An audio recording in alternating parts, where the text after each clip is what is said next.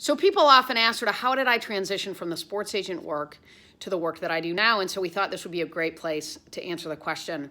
So, years ago, so many young people would come and meet with me because they wanted to be in the business of sports. And I would meet with these young people, and it broke my heart because I would watch the process, the way they prepared for the meeting, and then the way they followed up. And I felt like it was a bit broken, and it broke my heart truly because I want more people to wake up every day and love the work that they do and be fully engaged in it. And so I thought, gosh, I can't meet with all these people, and but I really wanted to help more people with this sort of journey. And so I would go to this coffee shop when I was pregnant with our twins, and I would write and write and write, and I wrote until I really had what was a book. And I thought, gosh, worst case, I'll just staple this thing together and give it away if I have to.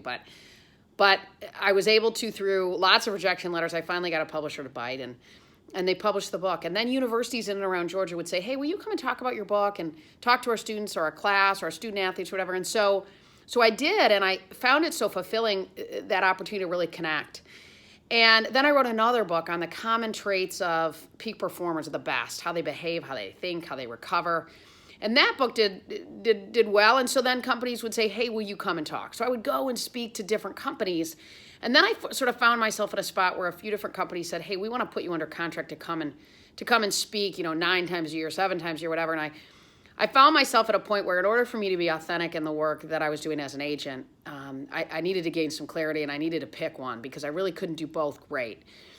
And so as hard as it was, I finally pulled back and said, I feel like I can make a bigger impact sort of in this space. And so it was a tough transition to make, no question. But the truth is, this is what I believe so much, that they're so similar in the sense that as an agent, my job was to maximize a window of time for an athlete on a big stage and to help them inside of that window of time when they make, what we all make in a lifetime.